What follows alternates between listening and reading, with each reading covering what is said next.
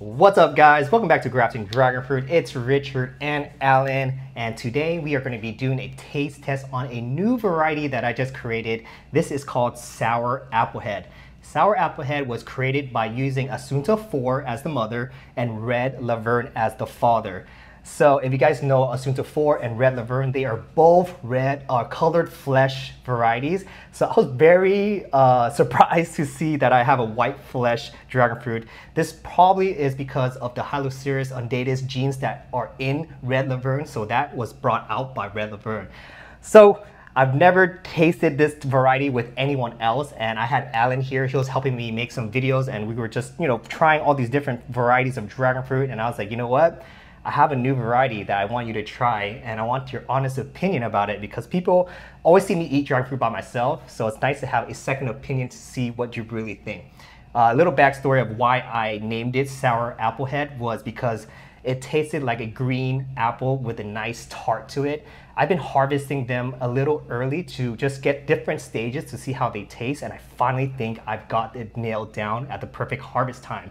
So it has that sweetness and that nice sharp tart in it that resembles a green apple. So you guys know what it is, how it was created, and the little history about it. So let's go ahead and get into the brick score and see how sweet it is. So this is what Sour Applehead looks like as a whole fruit. You can see the resemblance of the Asunta 4 with the wide bracts, and the fins are like longer, and that usually comes from Red Laverne. So it's a perfect mixture of both of them in there. But to my surprise, the flesh is white. That is the only thing that throws me off. But the flower is absolutely beautiful, guys. It's an improved version of Asunta 4. Asunta 4 has a variegated white stripe with fuchsia colored flowers, and it's just absolutely beautiful.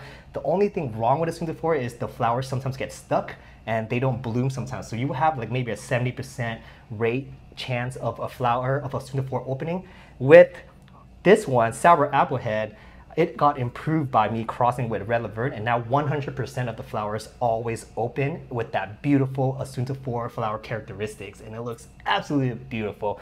All right, enough talk. Let's go ahead and get into the testing. First things first is, let me just show you guys the flesh here. I already cut this one, mainly because I was just gonna eat it with Alan, but I was like, wait, let's go ahead and film this so that everybody can experience this variety with us.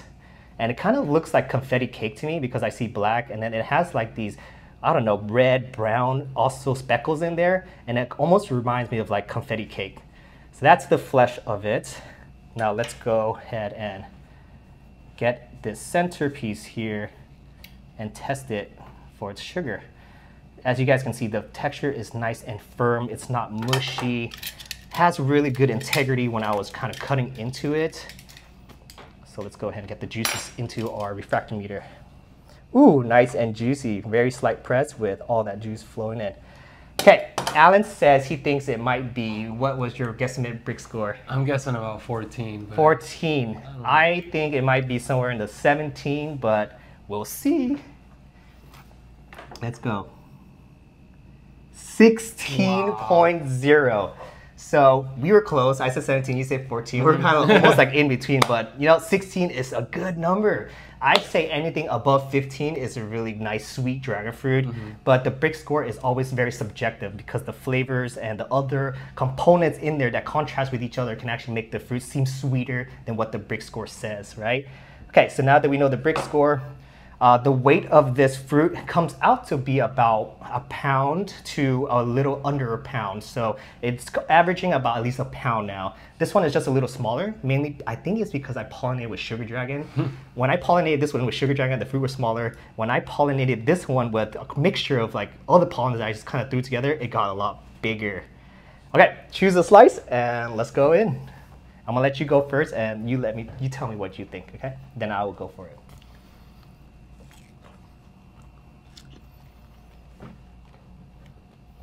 It's really good because the flesh at the skin is like acidic, but like a green apple tart. You can actually really taste the green apple in it, but then it's really sweet at the center.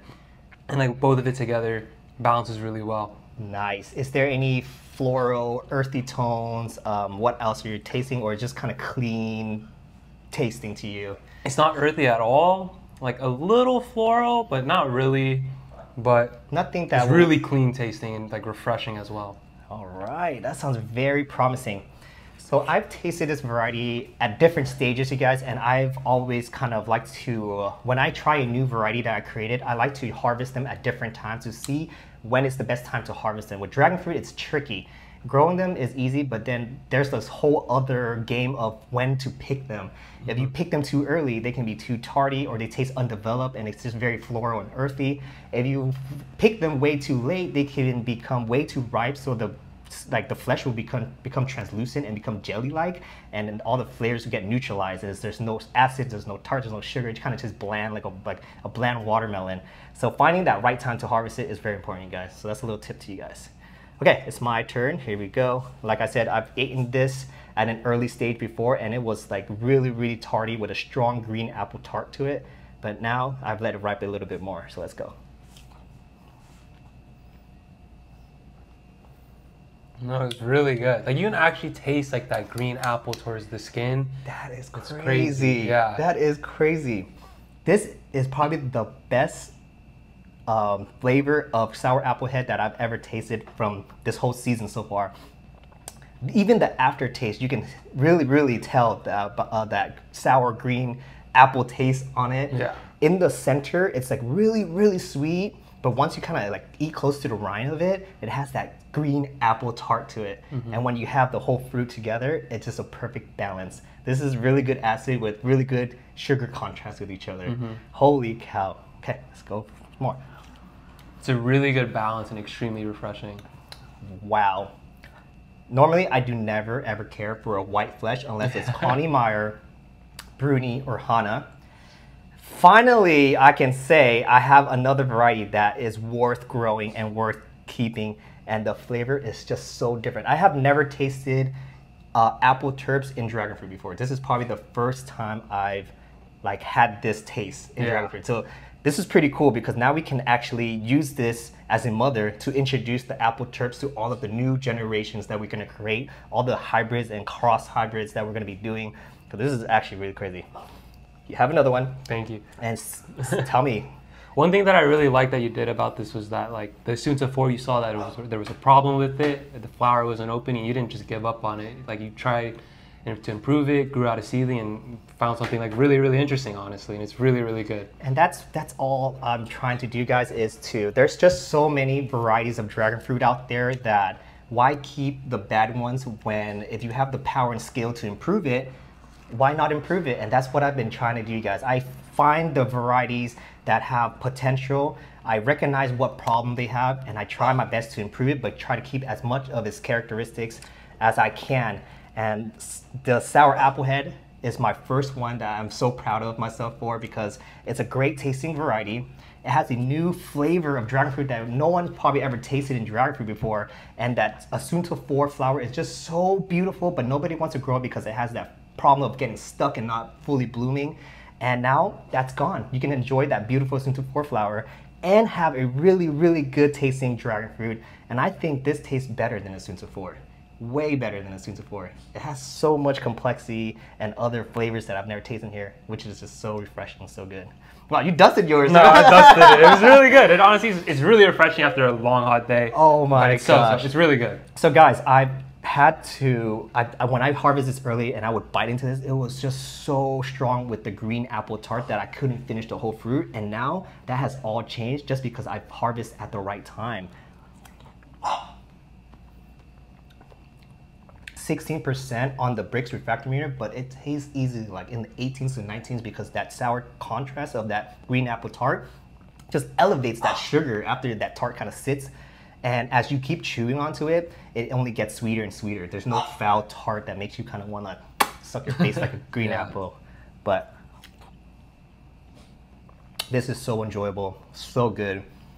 Definitely keeping this in the collection. And of course, I will be sharing this with all of you guys once I get this mother tree started. Right now, it's just a singular cutting with few branches, but I can definitely see you guys really enjoying this variety once I release it. Oh my gosh. Wow. Oh, I'm sorry, I never give you that. No, thank you. It honestly was like one of the better varieties we tried out of all the ones today. It was wow. Like, it stands out when you compare it to all the ones. And like the flavor is so different from the rest, which makes it really interesting.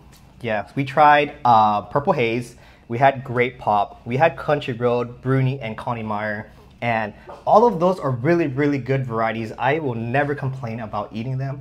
But if you want something that just really stands out and is different from what you guys have been used to, Sour Applehead, I think, is the new wave of flavors that people are going to be searching for now. We're so used to the berry flavors, the creamy raspberry, all of the tropical flavors, but I've never tasted a dragon fruit that had like apple taste to it. So that was really cool. All right, guys, so that is Sour Applehead. I'm so excited that it actually tastes good because I was on the fence about throwing it away because it was just way too tardy. Even though it had that really cool green apple taste to it, I didn't think the public would enjoy it. But after trying it today, I am very, very confident that everybody is not gonna like it. And I had Alan here also try it to confirm that it's good, tasting enough for me to release to the public, and I'm glad that he also likes it too. So thank you, Alan, for trying this fruit with me. And yeah, this is great. All right, guys, that's Sour Applehead. I hope you guys enjoyed this video. If you guys did, please hit that like button. If you guys have any comments about this variety or any questions about Sour Applehead, leave it in the comments below. And if you guys haven't subscribed to this channel yet, please hit that subscribe button right there so that way you guys won't miss a single thing. And I'll see you guys in the next episode of Grafting Dragon Fruit. Peace.